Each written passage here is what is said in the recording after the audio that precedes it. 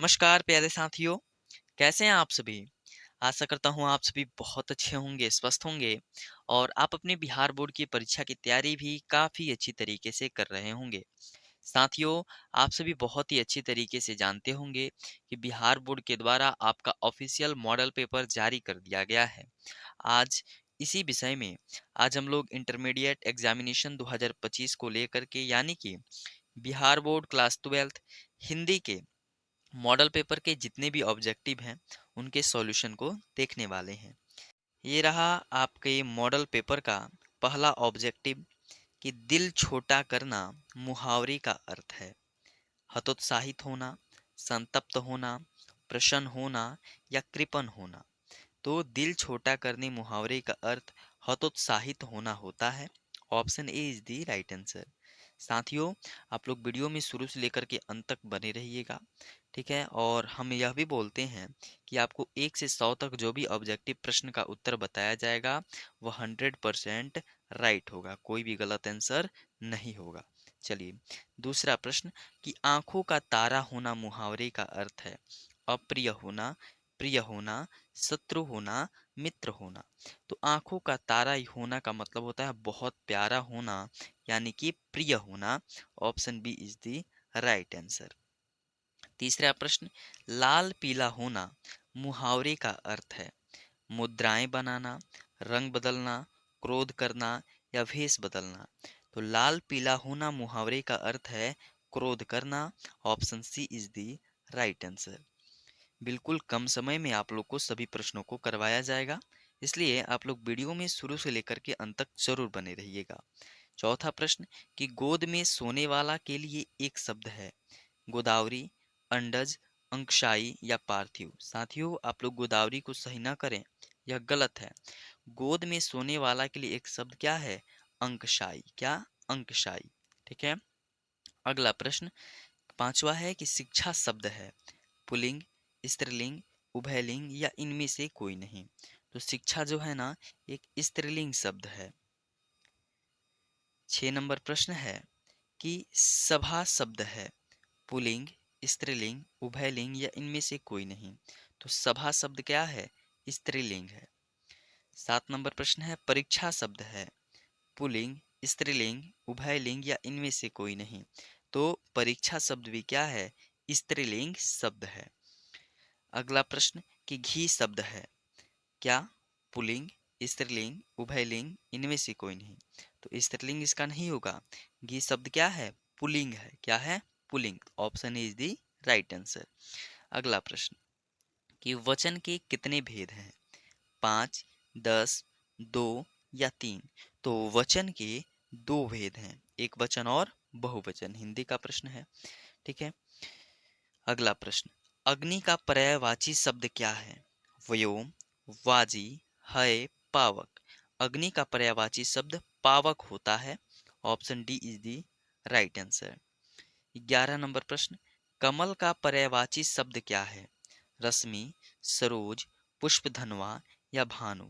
तो कमल का जो पर्यायवाची होता है वह क्या होता है? सरोज। ठीक है। अगला प्रश्न अगला प्रश्न है कि जो बहुत बोलता है के लिए शब्द है वाचाल, गुणवान, वाचस्पति या वागीश।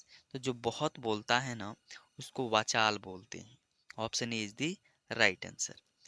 13 नंबर प्रश्न है जो पुरुष अभिनय करे के लिए एक शब्द है राजनेता, रचनाकार, अभिनेता या अनुभवी। तो जो पुरुष अभिनय करे ना उसे क्या बोलते हैं? अभिनेता कहते हैं। साथियों, आप लोग देख पा रहे होंगे कि बहुत ही आसान आसान प्रश्न हैं, अर्थात आप सभी प्रश्नों को बहुत ही आसान तरीके से बना भी पा रहे होंगे। अगला प्रश्न कि जल में रहने वाली सेना के लिए एक शब्द है भूसेना, अग्निसेना, हवाई सेना या नौसेना। तो जल में रहने वाली सेना को क्या बोला जाता है? नौसेना बोला जाता है। 15 नंबर प्रश्न तीव्र बुद्धि वाला के लिए एक शब्द है कुशाग्र बुद्धि, सहृदय, विश्वसत या आज्ञाकारी। तो जो तेज बुद्धि वाले होते हैं, तीव्र बुद्धि वाले होते हैं, उनको क्या बोला जाता है? कुशाग्र बुद्धि। ठीक है। ऑप्शन ए। अगला प्रश्न कमल नयन शब्द में कौन समास है? कमल नयन, ठीक है, द्वंद्व, कर्मधारय, द्विगु या तत्पुरुष। तो कमल नयन में कर्मधारय समास है। कौन सा समास है? कर्मधारय समास। अगला प्रश्न, आजीवन शब्द में कौन सा समास है? देख पा रहे होंगे समास से भी अच्छे खासे प्रश्न आपकी परीक्षा में रहते हैं। आजीवन शब्द में कौन सा समास है? क्या अव्ययी भाव, तत्पुरुष, द्वंद्व या कर्मधारय? तो आजीवन शब्द में आ उपसर्ग जुड़ा हुआ है, तो यह अव्ययी भाव समास हो जाएगा, ऑप्शन ए। ठीक है, अगला प्रश्न कि अग्रज या अनुज शब्द में कौन समास है? कर्मधारय, द्वंद्व, तत्पुरुष या बहुब्रीहि? तो अग्रज और अनुज के बीच देखिए क्या जुड़ा हुआ है, तो योजक चिन्ह लगा हुआ है, तो इसलिए इसको कौन सा समास बोलेंगे? द्वंद्व। और अग्रज भी अलग शब्द है, अनुज भी अलग शब्द है, तो option B is the right answer. 19 नंबर प्रश्न है, नवरत्न शब्द में कौन सा समास है? साथियों, आप लोग पढ़े होंगे कि जिसके पहले अगर कोई संख्या जुड़ जाता है ना, उसे क्या बोलते हैं? द्विगु समास। तो नवरत्न में नवरत्न, ठीक है, तो यह द्विगु समास हो जाएगा। ठीक है, चलिए अगला प्रश्न, आयुष्मान का पर्यायवाची शब्द क्या है? लघुजीवी, चिरंजीवी, मनोहर या प्रियदर्शी? तो आयुष्मान का पर्यायवाची पूछा जा रहा है, तो यह क्या हो जाएगा? चिरंजीवी हो जाएगा, ऑप्शन बी। पृथ्वी का पर्यायवाची शब्द क्या है? मिट्टी, भूमि, आसमान या पाताल? तो पृथ्वी का पर्यायवाची शब्द क्या हो जाएगा? भूमि हो जाएगा। 22 नंबर प्रश्न है कि संधि के कितने भेद हैं? 5, 6, 3 या 2? तो संधि के कितने भेद हैं? तो संधि के 3 भेद हैं। कौन कौन? स्वर संधि, व्यंजन संधि और विसर्ग संधि। अगला प्रश्न, दिगंबर शब्द का संधि विच्छेद है? दिकधनंबर, दिगंधरबर, दिधनगंबर या दिगंबधन र? ठीक है, तो दिगंबर शब्द का संधि विच्छेद दिकंबर हो दिक धन अंबर हो जाएगा, क्योंकि यह आधा क और अ मिलता है तो ग का निर्माण कर लेता है। तो दिगंबर शब्द में कौन सा संधि, इसका संधि विच्छेद दिक धन अंबर, option A is the right answer.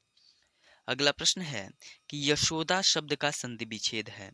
यशाधंदा, यशधंदा, यशीधंदा, यशहधंदा? तो यशोदा शब्द का संधि विच्छेद क्या हो जाएगा? यशः धंधा, option D is the right answer. 25 number प्रश्न, तपोबल शब्द का संधि विच्छेद है? तपह धन बल, तपह धन बल, तपो धन बल, तपा धन बल? क्या होगा? तो तपह धन बल, option B is the right answer, तपोबल का संधि विच्छेद। अगला 26 नंबर प्रश्न है कि वार्तालाप शब्द का संधि विच्छेद है? वार्ताधन आलाप, वातधन आलाप, वार्ताधन लाप, वातः धन लाप? तो वार्तालाप शब्द का संधि विच्छेद वार्ताधन आलाप हो जाएगा, ऑप्शन ए। 27 नंबर प्रश्न, महेश शब्द का संधि विच्छेद है? महाधन ईश, महेधन स, मधन हेश या महाधन ईश? तो महेश शब्द का संधि विच्छेद महाधन ईश, option D is the right answer. 28 number प्रश्न है, कठोर शब्द का विलोम क्या होगा? कली, कुसुम, कोमल, मुकुल? कठोर शब्द का विलोम क्या हो जाएगा? कोमल हो जाएगा। कठोर शब्द का उल्टा कोमल, मुलायम हो जाएगा। 29 नंबर प्रश्न है कि स्तुति शब्द का विलोम क्या होगा? स्तुति शब्द का विलोम क्या होगा? द्वेष, निंदा, प्रशंसा, घृणा? तो स्तुति शब्द का विलोम पूछा जा रहा है, तो इसका विलोम क्या हो जाएगा? निंदा हो जाएगा। स्तुति का मतलब प्रशंसा करना, प्रार्थना करना, और निंदा का मतलब बुराई करना, तो option B is the right answer. अगला प्रश्न कि कनिष्ठ शब्द का विलोम क्या होगा? कनिष्ठ शब्द का विलोम क्या होगा? कनिष्ठ का मतलब होता है छोटा, और यहाँ पे विलोम पूछा जा रहा है, तो आप लोग कनिष्ठ का भी मतलब छोटा ही होता है, ठीक है, तो इसका ज्येष्ठ हो जाएगा। क्या? ज्येष्ठ का मतलब बड़ा, कनिष्ठ का मतलब छोटा और ज्येष्ठ का मतलब बड़ा, तो कनिष्ठ का विलोम ज्येष्ठ हो जाएगा। 31 नंबर प्रश्न, अतरंग शब्द का क्या विलोम है? बहिरंग, अनुग्रह, अल्प या अपेक्षा? तो अतरंग शब्द का विलोम बहिरंग हो जाएगा। चलिए अगला प्रश्न है कि तिमिर शब्द का विलोम क्या होगा? स्नेह, अंधकार, प्रकाश या अंधेरा? तो तिमिर शब्द का जो विलोम है वह प्रकाश हो जाएगा, ऑप्शन सी। अगला प्रश्न, कृष्ण शब्द का विलोम क्या होगा? काला, लाल, शुक्ल या पीला? तो कृष्ण शब्द का विलोम शुक्ल हो जाएगा। 34 नंबर प्रश्न, विज्ञान शब्द में उपसर्ग कौन है? तो जो शब्द के पहले जुड़ा हो, ठीक है, तो ज्ञान यहाँ पे वी हो जाएगा और बी के साथ एक और ज्ञान यहाँ पे है, तो क्या हो जाएगा? वी उपसर्ग होता है पहले, तो option B is the right answer. पुरातन शब्द में कौन उपसर्ग है? तो पुरातन शब्द में पूरा उपसर्ग है, option C is the right answer. अगला प्रश्न है, आदिकाल में, आदिकाल शब्द में उपसर्ग कौन है? आदि, आदि, अति या इति? तो आदिकाल शब्द में आदि उपसर्ग जुड़ा हुआ है, option A is the right answer. ममेरा शब्द में प्रत्यय कौन है? ममेरा, मम धन एरा, ममेरा, ठीक है, तो एरा कहाँ पे लिखा हुआ है? देखिए प्रत्यय, प्रत्यय शब्द के पीछे लगता है और उपसर्ग शब्द के आगे, तो मेरा शब्द में एरा प्रत्यय। अगला प्रश्न कि पढ़ाई शब्द में प्रत्यय कौन है? आई, अई, ई या ढाई? तो पढ़ाई शब्द में आई प्रत्यय है। क्या प्रत्यय है? आई प्रत्यय है। दिखावट शब्द में प्रत्यय कौन है? दिख धन आवट, दिखावट, आवट प्रत्यय है। अगला प्रश्न, शास्त्र शब्द का विशेषण क्या है? शास्त्रिक, शास्त्रीय, शास्त्रेय, शास्त्रेयी? शास्त्र शब्द का विशेषण शास्त्रीय हो जाएगा, ऑप्शन बी। अगला प्रश्न, रंग शब्द का विशेषण क्या है? रंगून, रंगबाज, रंगरेज, रंगीन? तो रंग का विशेषण रंगीन होता है। अगला प्रश्न, वेद शब्द का विशेषण क्या है? वैदिक, वैदिकवादी, अवेद या वेदांत? वेद शब्द का विशेषण वैदिक हो जाएगा। देख रहे हैं कितनी आसान आसान प्रश्न आपकी बिहार बोर्ड की परीक्षा में आया हुआ है, मतलब मॉडल पेपर में आया हुआ है, तो वैसे ही प्रश्न आपकी परीक्षा में भी रहेंगे। 43 नंबर प्रश्न, आचार्य शब्द में कौन संज्ञा है? जातिवाचक, गुणवाचक, व्यक्तिवाचक या समूहवाचक? आचार्य शब्द में कौन संज्ञा है? तो आचार्य केवल एक व्यक्ति के लिए नहीं, जितने भी शिक्षक हैं, जितने भी आचार्य हैं, उनके लिए बोला जा रहा है, यह एक जातिवाचक हो जाएगा। अगला प्रश्न, चतुराई शब्द में कौन संज्ञा है? चतुराई शब्द में कौन संज्ञा है? तो इसमें भाववाचक संज्ञा है। कौन सा संज्ञा है? भाववाचक। गुच्छा शब्द में कौन सा संज्ञा है? तो गुच्छा, चाबी का गुच्छा, एक समूह का बोध, समूहवाचक संज्ञा। 46 नंबर प्रश्न कि प वर्ण का उच्चारण स्थान क्या है? प, प, ओष्ठ, प देखिए, बोल के देखिए, ओष्ठ से उसका उच्चारण हो रहा है, तो प वर्ण का उच्चारण स्थान ओष्ठ है। 47 नंबर प्रश्न, द वर्ण का उच्चारण स्थान क्या है? द, द, दंत, क्या हो जाएगा? दंत, ठीक है, दांत से इसका उच्चारण हो रहा है। अगला प्रश्न, क वर्ण का उच्चारण स्थान क्या है? क, क, क जब बोलिएगा तो क्या आएगा? कंठ से इसका उच्चारण होता है, ऑप्शन डी। 49 नंबर प्रश्न कि कारक के कितने भेद होते हैं? तो कारक के कितने भेद होते हैं? 8, कर्ता ने कर्म को, ठीक है, करण से। चलिए 50 नंबर प्रश्न कि पेड़ से पत्ते गिरते हैं, किस कारक का उदाहरण है? ठीक है, पेड़ से पत्ते गिरते हैं यह किस कारक का उदाहरण है? तो यह एक अपादान कारक का उदाहरण है, ऑप्शन सी। अगला प्रश्न कि करण कारक का चिन्ह है, करण कारक का चिन्ह है से या द्वारा, ठीक है, ऑप्शन बी। चलिए अब आपके बुक से यानी दिनगत पाठ्य पुस्तक से अब सभी क्वेश्चन आएंगे, ठीक है, तो इसका आप लोग प्रश्न का जो भी उत्तर होगा कमेंट बॉक्स में हमें जरूर बताते चलिएगा, ठीक है। अगला प्रश्न 52 नंबर है कि बालकृष्ण भट्ट रचित रचना निम्न में से कौन है? बालकृष्ण भट्ट के द्वारा कौन सा रचना लिखा गया है, कौन सा पाठ लिखा गया है? जूठन, ओम प्रकाश वाल्मीकि, रोज, सच्चिदानंद हिरानंद वात्स्यायन, तिरिछभी इन्होंने नहीं लिखा है। तो बालकृष्ण भट्ट ने बातचीत लिखा है। क्या लिखा है? बातचीत, ऑप्शन डी। सूबेदारनी किस शीर्षक कहानी की पात्रा है? तो यह उसने कहा था, ठीक है, उसने कहा था, चंद्रधर शर्मा गुलेरी के द्वारा रचित है। 54 नंबर प्रश्न, उसने कहा था किस प्रकार की कहानी है? तो एक कर्म प्रधान और यहाँ पे ऑप्शन के अनुसार चरित्र प्रधान कहानी है, ठीक है, कैसी कहानी है? चरित्र प्रधान। 55 नंबर प्रश्न, रामधारी सिंह दिनकर की रचना निम्न में से कौन है? रामधारी सिंह दिनकर, ठीक है, राष्ट्र कवि अर्धनारीश्वर पाठ को लिखे हैं, option B is the right answer. अगला प्रश्न, रामधारी सिंह दिनकर का जन्म स्थान कहाँ है?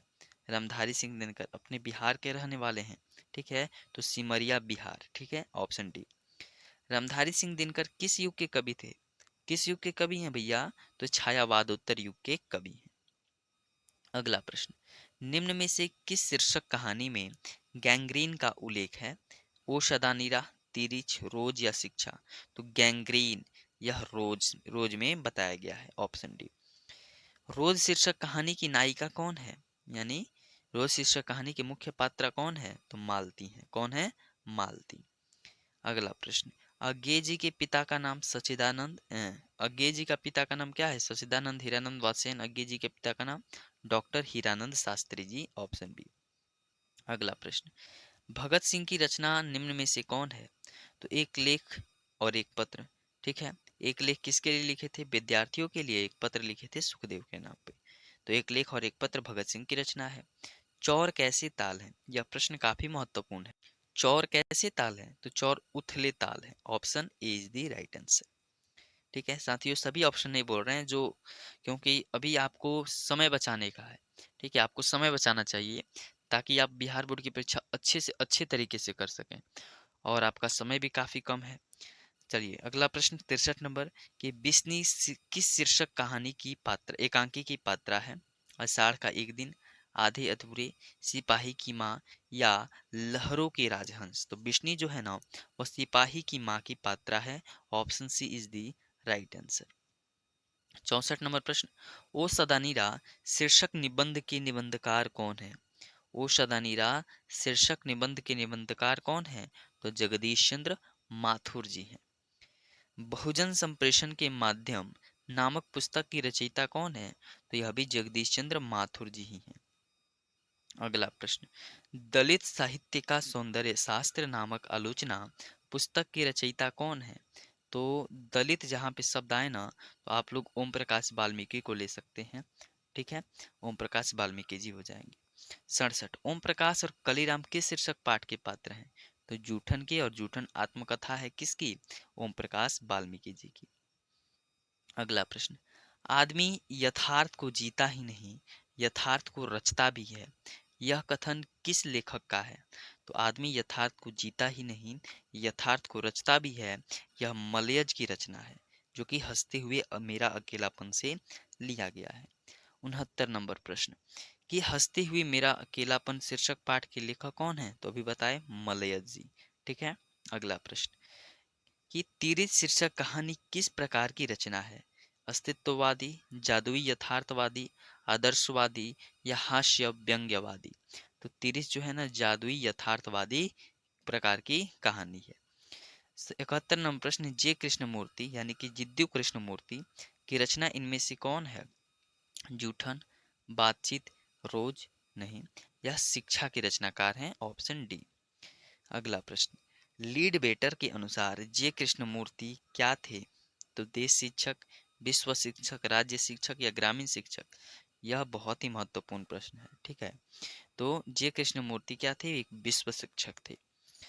ओराव भाषा में धांगड़ शब्द का क्या अर्थ है? ओराव भाषा में धांगड़ शब्द का अर्थ होता है भाड़े का मजदूर। क्या? भाड़े का मजदूर। अगला 74 नंबर प्रश्न है कि गंडक नदी की चर्चा किस पाठ में है? रोज में, ओशदानीरा में, तिरिच में, या जूठन में? तो गंडक नदी की जो चर्चा है ना, वह किस शीर्षक पाठ में है? तो ओशदानीरा पाठ में है, option B is the right answer. ठीक है, चलिए अगला प्रश्न है कि रामधारी सिंह दिनकर किस विश्वविद्यालय के उप कुलपति पद पर आसीन थे?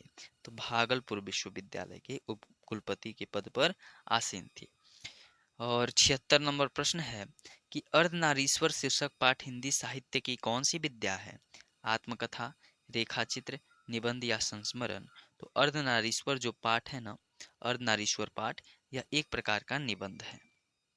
77 नंबर प्रश्न, स्पीच का उद्देश्य सुनने वाले के मन में जोश और उत्साह पैदा कर देना है, यह युक्ति है, यह उक्ति किसके द्वारा कही गई है? तो यह बालकृष्ण भट्ट यानी कि बातचीत पाठ में कही गई है। अगला प्रश्न, प्रकृति वर्णन से संबंधित कविता है? तो डायरेक्ट उषा। ठीक है, प्रकृति वर्णन है इसमें। कवियों का कवि किसे कहा जाता है? तो यह भी काफी महत्वपूर्ण प्रश्न है, कमेंट कर दीजिए तो इनका नाम। कवियों का कवि किसे कहा जाता है? शमशेर बहादुर सिंह को। अगला प्रश्न, मुक्ति बोध का पूरा नाम है? माधव मुक्तिबोध, गजानंद मुक्तिबोध, गजानंद माधव मुक्तिबोध या गजानंद माधव? तो गजानंद माधव मुक्तिबोध मुक्तिबोध का पूरा नाम है। ठीक है। अगला प्रश्न कि ज्ञानेंद्रपति किस प्रशासनिक पद पर कार्यरत थे? काराधीक्षक। कौन? काराधीक्षक। यह भी काफी महत्वपूर्ण प्रश्न है। अगला प्रश्न, गांव का घर, गांव का घर शीर्षक कविता के कवि कौन है? तो गांव के घर शीर्षक कविता के कवि कौन है? ज्ञानेंद्रपति जी। उषा शीर्षक कविता के कवि कौन है? तो उषा शीर्षक कविता कवि शमशेर बहादुर सिंह जी हैं। अगला प्रश्न कि तुलसीदास का जन्म कहाँ हुआ था? तुलसीदास जी का जन्म उत्तर प्रदेश में हुआ था, लेकिन उत्तर प्रदेश के बांदा यानी कि राजापुर बांदा उत्तर प्रदेश में इनका क्या हुआ था? जन्म हुआ था। अगला प्रश्न है कि कविभूषण की कविता में कौन सा रस पाया जाता है? तो कविभूषण की कविता में वीर रस पाया जाता है। 86 नंबर प्रश्न, जयशंकर प्रसाद रचित महाकाव्य निम्न में से कौन है? कमायनी, साकेत, उर्वशी या प्रिय प्रवास? तो जयशंकर प्रसाद रचित महाकाव्य निम्न में से कौन है? तो वह हो जाएगा कमायनी। कौन? कमायनी। अगला प्रश्न कि सुभद्रा कुमारी चौहान का जन्म स्थान कहाँ है? सयोपुर, राजापुर, कशया या निहालपुर? बताइए। तो सुभद्रा कुमारी चौहान का जो जन्म स्थान है वह निहालपुर में है। Option D is the right answer. 88 number प्रश्न है कि पुत्र वियोग शीर्षक कविता की कवित्री कौन है? सुभद्रा कुमारी चौहान, मीराबाई, सहजोबाई या महादेवी वर्मा? तो पुत्र वियोग शीर्षक कविता की कवित्री कौन है? सुभद्रा कुमारी चौहान जी हैं। अगला प्रश्न है कि मेरा खोया हुआ खिलौना अब तक मेरे पास न आया, यह पंक्ति किस शीर्षक कविता की है? तो यह पुत्र वियोग से लिया गया है। Option A is the right answer. अगला प्रश्न कि पंचायती राज में जैसे खो गए पंच परमेश्वर, यह पंक्ति शीर्षक कविता की है। तो यह पंक्ति गांव के घर से ली गई है। Option C is the right answer. अगला प्रश्न है कि प्यारे नन्हे बेटे को शीर्षक कविता का नायक कहाँ का रहने वाला है? तो वह भिलाई छत्तीसगढ़ का रहने वाला है। ठीक है। 92 नंबर, मानव दानव दुरात्मा एक मानव की आत्मा एक, दानव दुरात्मा एक मानव की आत्मा एक, यह पंक्ति किस शीर्षक पाठ की है? तो जन जन का चेहरा एक। अगला प्रश्न कि छत्रसाल दशक शीर्षक कृति के रचनाकार हैं? तुलसीदास, जायसी, नाभादास या भूषण? तो भूषण इसके सही उत्तर यानी कि ऑप्शन डी हो जाएंगे छत्रसाल दशक। ठीक है। कवि जायसी की रचना निम्न में से कौन सी है? कवि जायसी की रचना निम्न में से कौन सी है? कविता, कड़बक, उषा या छप्पय? तो कड़बक मलिक मोहम्मद जायसी के द्वारा लिखा गया है। Option B. अगला 95 नंबर प्रश्न है कि चित्रलेखा नामक रचना की रचयिता कौन है? सूरदास, कबीरदास, जायसी या तुलसीदास?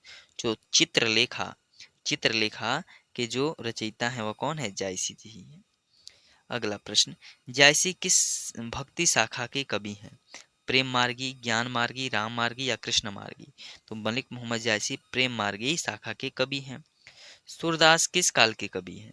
तो सूरदास जी और तुलसीदास जी बोला जाए तो भक्ति काल के कवि हैं। अगला प्रश्न कि पाठ्य पुस्तक में सूरदास रचित पद कहाँ से संकलित है? तो सुरसागर से संकलित है। 99 नंबर प्रश्न है कि तुलसीदास रचित सर्वश्रेष्ठ महाकाव्य है? तुलसीदास रचित सर्वश्रेष्ठ महाकाव्य कौन सा है? रामचरित मानस। रामचरित मानस जो है तुलसीदास के द्वारा रचित है। अगला और अंतिम प्रश्न कि निम्न में लोकनायक कहे जाते हैं? तो लोकनायक किसे कहा जाता है? जयप्रकाश नारायण। और इनके बचपन का क्या नाम था? आप हमें कमेंट बॉक्स में जरूर बताइएगा। ठीक है। चलिए, हमने अभी 100 ऑब्जेक्टिव कर लिया है और इसके बाद आपके विषयनिष्ठ प्रश्न है। हम लोग कोशिश करेंगे अगले वीडियो में या जब सभी जो विषय है ना, जैसे इंग्लिश हो गया, इसके अगले वीडियो में हम लोग इंग्लिश के ऑब्जेक्टिव क्वेश्चन मॉडल पेपर लेकर के आएंगे। सभी सब्जेक्ट का करवाने के बाद हम सब्जेक्टिव भी अवश्य कराएंगे। चलिए, मिलते हैं अगले वीडियो में। और साथियों, अगर आप यह पीडीएफ लेना चाहते हैं यानी कि अपने मॉडल पेपर को देखना चाहते हैं पीडीएफ फॉर्म में, तो आप हमारे टेलीग्राम एजुकेशनल ज्ञान केंद्र पर अवश्य विजिट करें। आपको वहाँ पर यह सभी अपलोड कर दिया जाएगा। बहुत बहुत धन्यवाद। मिलते हैं अगले वीडियो में।